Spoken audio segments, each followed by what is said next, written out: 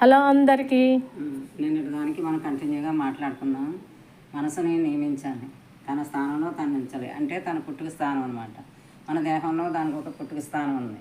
అక్కడ దాన్ని పెట్టినప్పుడు తనలో తను లయమైపోయినప్పుడు, అంటే నీళ్ళను ఉప్పేస్తే ఎలాగవుతుంది అలాగవుతుంది. అప్పుడు మనకు శాంతి, మనసు పని చేయనప్పుడు మనకు శాంతి సమాధానాలుగా ఉన్నట్టుంటుంది.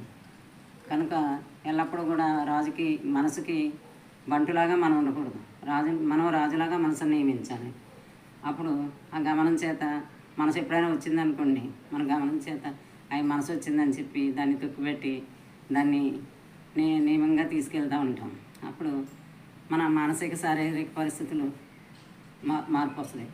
ఎలా అంటే శాంతి సమాధానం కలుగుతుంది. కలిగి మన దృష్టి దృక్పథం అన్నీ మారి మన ఆరోగ్యం అన్నీ మన పనులు అన్నీ కూడా చక్కగా లయబద్ధంగానే ఉంటాయి. అంతకన్నా